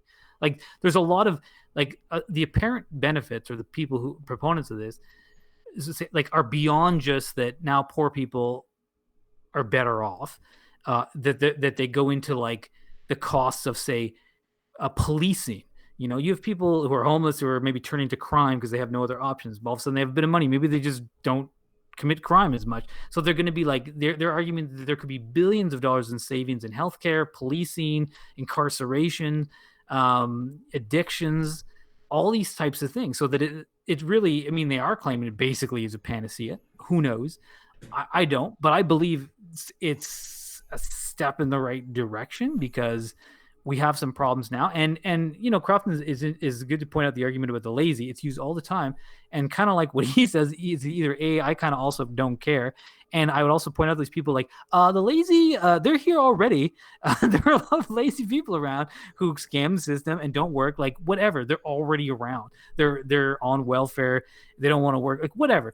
There's always going to be that portion of society. Like, what can you do? Those people didn't ask to be born. They're here. Like, whatever. They want to be lazy, live on this small amount of money. Like, I don't care. I don't want to be that. I don't want to have 12 grand a year and live in the, just out of the gutter. I'd rather do something with my time, contribute to the world. And I think most people would too, but I think the fundamental argument that is based on an otherness, the idea being like you should resent these people, and because there are some people that will take advantage, then we shouldn't do it. And it's the same with like it was the same with the healthcare system and being like, if you're gonna in the States, you're gonna lose your insurance provider. If Obama was like, if you like your insurance person, you can keep them or whatever, and that was proven to be somewhat incorrect, but it was appealing to people's innate selfishness, right? I like my personal current situation. I want to think about the collective situation. I want to keep my personal thing. Well, the other thing that appeals to them is like other people getting either a better deal or taking advantage of something while they're trying to earn an honest living. So like, I think the basic income is just one of those things where like, okay, like if it's, if it's $12,000 to help Jimmy out of poverty, then and help him feed his family, well, that's okay.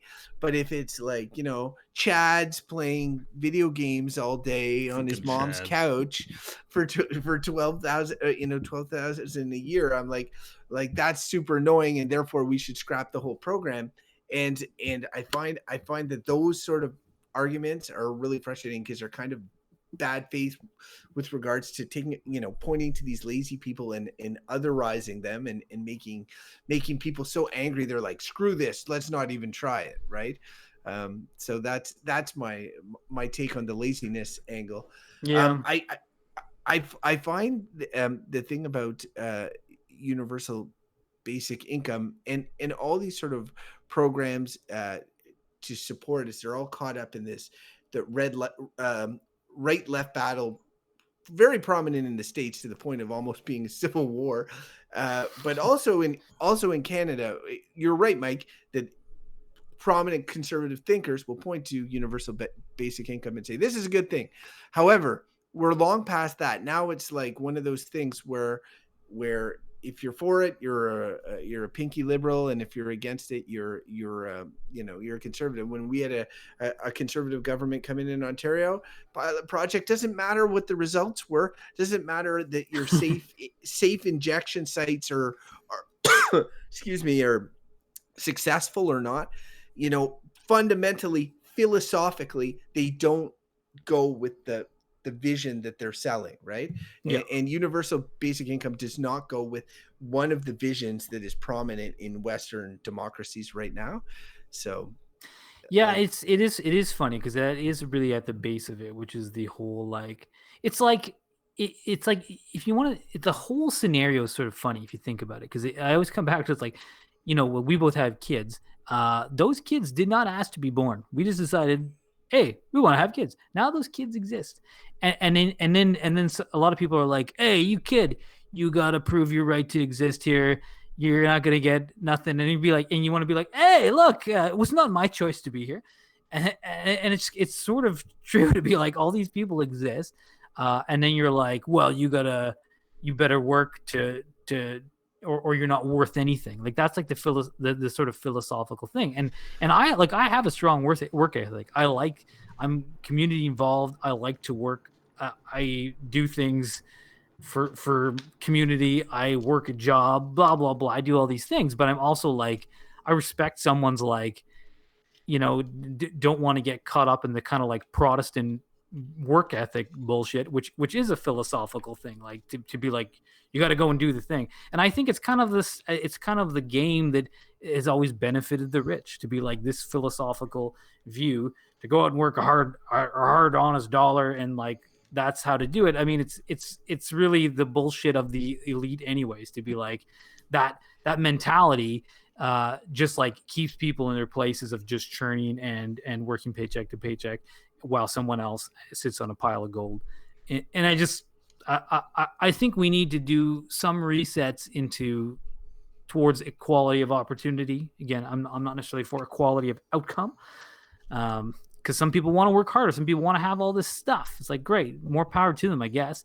I don't want a fancy car or whatever, but I do want a comfortable life. I want a nice house, and I want some nice things that I enjoy, but I want to decide where that threshold is. And if someone wants to decide it's pretty low, I'm like, okay, that's fine. I no skin off my back.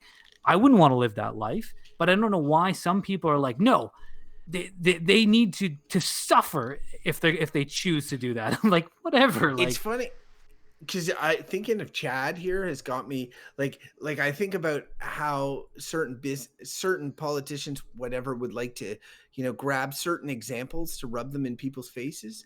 And for me, a young person who's still living with their parents would be the one that you would do, because they're making 12 G's potentially for, they say they're 20 or something, and they're still at home, and they're Chad's on his mom's couch and just, playing PlayStation and getting 20 G's a year or whatever. And you take that story, like the Chad stories, and you use them, and you tap into people's resentment at Chad, and that stops you from axing from stopping this entire program or axing it, even though that in many cases, like almost all the students and stuff that come through my office and that I work with are like super go-getters, motivated, and that like this would change nothing with regards to that. If anything, they would be more likely to pursue some of their dreams. Like stuff like journalism pays shit. If you were interested in journalism, I mean, like, you're not going to pursue it for very long before you're like, wow, I'm going to live beneath the poverty line if I follow this path, and you switch pretty quick. But the Chads of this world will always be there. We can point to them and be like, look, this is why we can't do it, because Chad's got a platinum on Final Fantasy VII Remake. I mean, I totally agree that the whole Chad thing is like a good analogy. But the funny thing about that is that like those Chads already exist, live in their parents' basement and eat their food or whatever. And then it's like, but it annoys the idea that they get 12 grand a year is annoying. But at the same time, you'd want to flip that story and pivot to like, local gaming store being like, hey, this dude Chad's in here all the time. Like, my business has been up. This is great. Because, like, what's Chad gonna do with his money? He's He gonna could be spend cleaning someone's shit.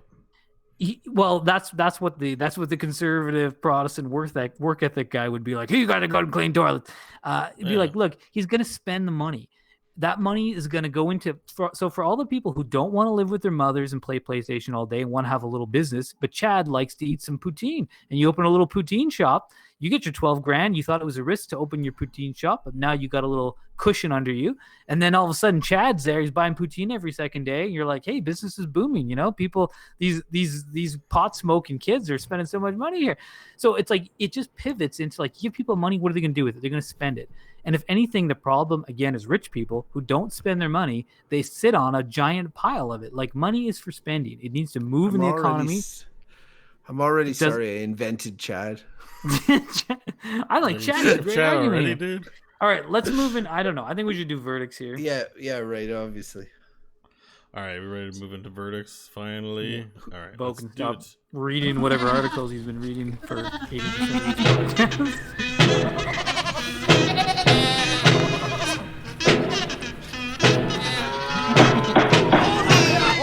I say, order in the court. Order in the courts. All right. So who wants to go first? I should probably go. You know what? I'm gonna go first. You guys talked a bit first, and I am the host, so I've got duties after. So I like. Sure, that you don't want to go sandwiched? No, I feel like Bo shouldn't go first. I'm going first. Let because you guys both will probably need time to respond in case I say anything that triggers you. So I won't have anything to follow up on. That's why I feel like if you hear Crofton and me first, you might temper some of your insanity, but whatever. I don't think I'm going to say that much, honestly. Anyways, This is most of my verdict. It's basically, I like the idea, you know, when Mike describes the example of me struggling artist, creator, whatever, you know, I like the idea of having money and not having to go to a job. It'd be perfect. I don't mind living in a low level of income. I would love to do it. That's my emotional response to it. My rational mind doesn't understand how it works to my own satisfaction. It sounds like either a Band-Aid solution or a stopgap solution to my brain, and the way I work it out in my head, I don't know.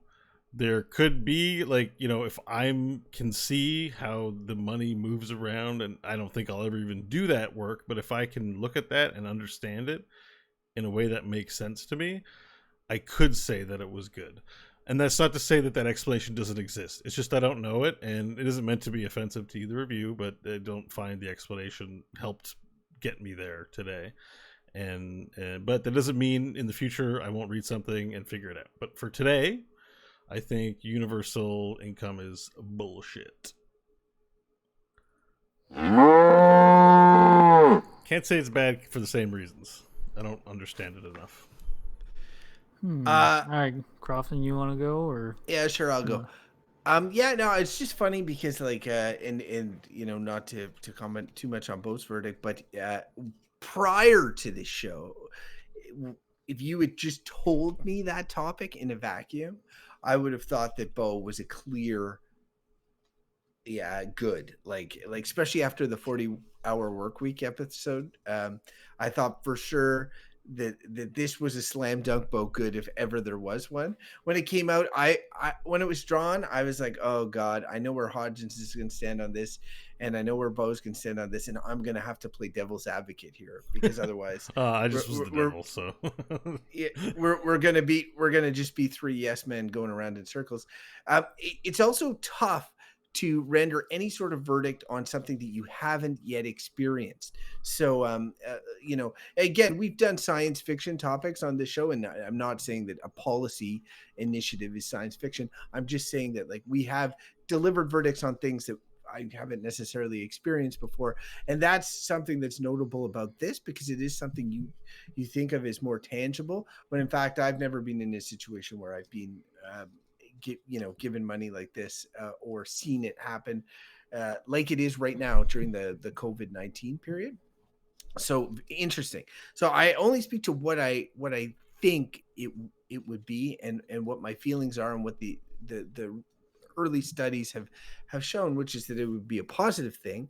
I really like the idea of decentralizing wealth from the uber rich, which is something that is increasing in popularity with guys like Bernie Sanders and stuff stepping up.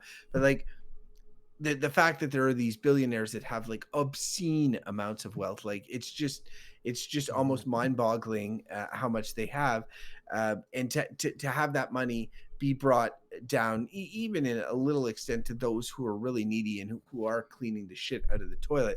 Yes, there'll be a couple of chads, but that doesn't make in any way take away from all the hard work that everybody else is doing. And I don't have I work a good office job. I don't have as hard a work ethic, I'd say, as like somebody like Mike, but I do the job. If I do it because this is how society works. I've tried, and my work has been very flexible in giving me, like, sometimes I can do things where I can take leave for a certain period and get money clawed back from my salary, from my annual salary, but get paid constantly throughout the year. And there's other sort of things that I have done to change the way that I get paid, to have more leave and more personal time. And that has been personally beneficial for me. It has been personally beneficial for my mental health, for my family and friends. And it's something that, like, if there's a way to enable that level of flexibility or give people, empower people universally across the board, then I think that's a positive thing. So for that reason, I'm going to say universal basic income is... my timing was a little off. You're about to say is, and then I honked the horns, which you'll hear later, and then you say good during the silence. Sorry. That's okay. Or during the I'll noise. live. Yeah. But, okay. Good verdict. Well, that leaves me. I guess this would be no surprise to anyone that, you know, what's sort of funny about this whole thing with me is that, like, I think this is a good initiative in comparison to our current system. Because, like, you know, Bo raised some criticisms which are valid. There's tons of criticisms which are valid around this is a policy initiative. But I think based on how the world is now and how this could work, it actually fits in pretty elegantly as a workable solution to potentially a bunch of stuff. Bloated government, if you're a conservative, you don't like that. Helping the poor, if you don't like that. You know, having better, like, health outcomes for people in poverty, if you're liberal and you care about people who aren't in your family. You know, like those are like positives. I'm like, great. From a policy perspective, I see. For me personally, like, I think it's not a radical decision. I am like, like, I think our whole system is pretty fucked up in a lot of ways, and we just accept it because it's the world we live in. But I mean, like, if you look through history, there have been all sorts of other paradigms of how the world is, and not to say that they're better. They're none of them were our lived experiences. We assume they're worse if you lived in the past. We don't really know. But I do know that the current situation, the way the world is now, is not truth or right or a natural order of things. It's a human creation. And it's one that leaves a lot of people in shitty situations. And as far as I'm concerned, no one chose to be born. And some people are lazy. And I don't really care. I don't see any reason why someone should have to suffer in poverty because they happen to not have a work ethic. I don't really care about that. So a lot of people have big work ethics, and I think, you know, they should still be allowed to work hard and earn a bunch of money. And in this kind of system, they would be. They'd still get the 12 grand. Yeah, get taxed back, whatever. They want to make $1 million and drive a Porsche, you still can. You know, this isn't communism. This isn't like, let's have the state control everything.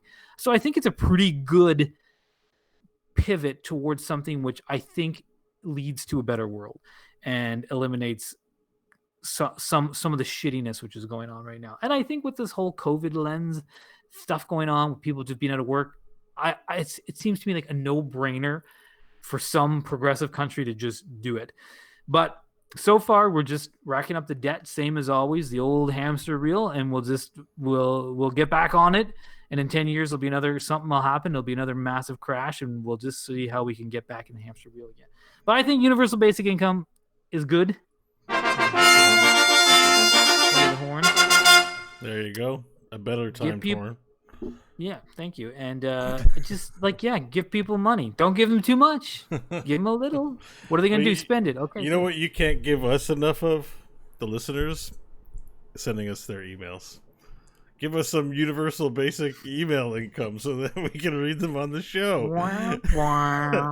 You can do that by sending an email to goodbadbull@gmail.com.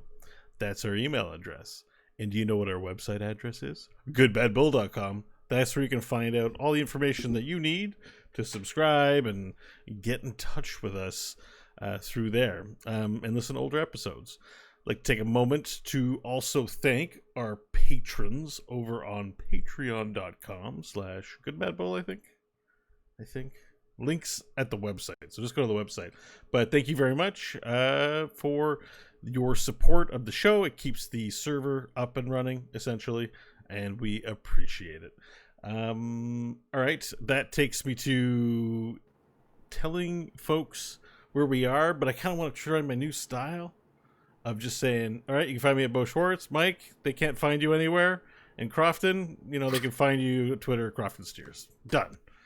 It's the steamroller. Oh, I broke tradition. I broke tradition. I'm breaking everything today. I break our conversation. I broke our verdicts. Now I'm breaking the last bit. No, seriously, Crofton, do you want to plug anything? Oh no! As the only person who plugs things. Listen to Dungeons and Diapers. It's a good podcast. You should do that. So just one question for you guys before we fade out. If you guys had let's say universal basic income at 12,000, like $1,000 a month per year, and let's just for the sake of argument, because I think it's unfair to do it now because we have kind of like different obligations and different things. Like let's say you're mid-20s. Okay, so let's say you're 25-year-old Bo, 25-year-old Mike, 25-year-old Crofton. You're getting $12,000 a year. Does that change anything? Are you doing anything different? Are you thinking different? It's still working. I'm trying to think of my life at that age, and even at that age of 25 and the cost of everything, I'm still working. That's like, if I'm single and paying my own rent at 25. But what were you doing? Like you, Bo, what were you doing when you were 25 I just at that split time? up with Salma and was back in Elmer and living at home. But I had previously lived in Kingston for 5 years. So I guess splitting with Salma, it would be $300 a month, the rent we were paying back then. So if I had 24, $12,000 would be a really good amount. Because it'd be $4,000 it would probably rent. Be indexed back. Maybe it was $800. Maybe it was $800. Okay, so by today's prices, because I can get a cheap, small, squalid place for maybe $800 to $1,000, that leaves me with what, $200 left? You're still working something. Yeah. No, I guess my question is, would it have changed any of your life decisions? Yeah, I mean, in some ways, yeah. Well, I wouldn't have to work full time. See, the big thing I want is like universal income is not. You can tell it's not my favorite thing, but the 40-hour work week, that's gotta fucking go. I think they're completely related. But anyway. They are kind of related, But for one, the universal basic income really is targeted to help poorer people, right? You don't need basic income if you're wealthy, but the shorter work week, everyone can use more time for their life, rich, poor, not if you're a wealthy person who likes you earning all that money. But to Crofton's question, it's a good question. I have a 2-part answer because I think 25-year-old me and current me are very different, and I sort of appreciate the question. If I was 20, what I was doing when I was 25 was I was trying to write. I was trying to be a writer. I am, for many listeners know, a failed writer. There's lots of us out there, but that's okay. And I was writing all the time, and I worked a shitty job at a call center, like 3 hours a day, every day, because I wanted time to write. And I made hardly any money. And at some point I was like, fuck this.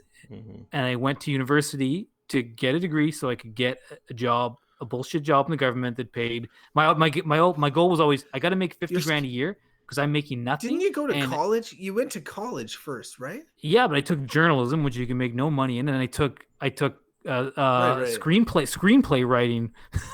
So I wrote screenplays and I wrote some novels, and they were all junk because I was too young to write well back then. And what did stuff. no, it was a lot of junk. Anyways, whatever. It's a process. Yeah. I think I'd be better now. So what would I have done differently? I think I probably would have stuck it out. I think I would have been like, okay, look, I probably would have kept working that crappy job at reduced hours. I would have had a little bit more money, which would have made my life slightly easier because I did not have much money. And so it totally changed my decision because I hate my current job, but it's a good job. And I always say, I'm happy to have it. I'm grateful for it, but I don't like it, but it pays money. And today, this is my second part. What I would do, because I'm, as you guys know, a landlord and I'm sort of a handyman, I would totally quit my job and I would try to I'd take the 12 grand. I have a little bit of money from my rental properties. It's not much actually, after the expenses are paid. And I would try to do handyman work for people. I'd build decks. I'd do some landscaping because I have some experience doing that, but I don't want to do that I'm not a risk tolerant person. Like, so that 1,200, that 12,000 a year would just be enough to push you to that.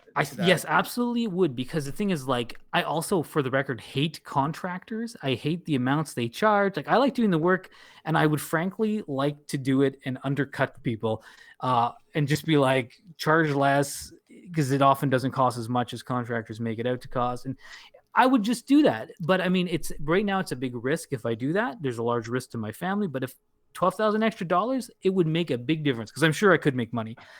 It's funny because what's your answer? Yeah. For me at 25, it would have changed nothing, and for two reasons. One, well, it would have changed my living arrangements would be nicer. I was in a really shitty apartment. I would have been able to, like, I had no money because I came back from a large trip with my wife at 24. Like, we just came back and we had no money, and so we had just done traveling. So it's not like, that's one thing you do in your 20s. You'd be like, okay, I could go traveling, or I can, it can enable traveling. Well, I just come back, so I wouldn't. And then also I realized that I have, and I'm aware of them now, but I have like ingrained sort of the systematic work, like you work in the government or you work for a business and you work 7 days a week and all of that. Like that I experienced it growing up, and I would just fall into that, even though I was getting the $1,200. So I guarantee at 25, I would have been doing, it wouldn't have changed anything except I would have had more money, more disposable money. Now it wouldn't have changed anything. It wouldn't change anything because I'm in a good paying job, and the amount, like, I have nothing on the horizon in terms of creative endeavors. As much as I'd love to do podcasts and write and do a bunch of stuff and not work my office job, I would love to do that stuff. There's no way the gap between what I'm currently paid and the 12,000 a year is just way too high to be able to reconcile those two things. So it wouldn't affect me now, and it wouldn't have affected me then, but that's just circumstantial due to some of my behaviors and how things are. That's why I was more curious about you guys, because I had a feeling that it would have changed some of your life choices, where I think for me, I'm fairly conservative in my life choices. I think that it wouldn't have changed anything. Listeners, would it change your life? You should let us know. Oh, wait, we've already done that. We already did do that, but I did it quick. We're supposed to just tell... we're supposed to, like, set up to a point where we end the show. Oh, so right. I don't know what that we... Well, normally I'm the one that says, end the show, Bo. End the show. And then you end the show. Okay. That's where we're ending it. Okay. I feel like it's... How long was this one? 1 hour, 48 minutes.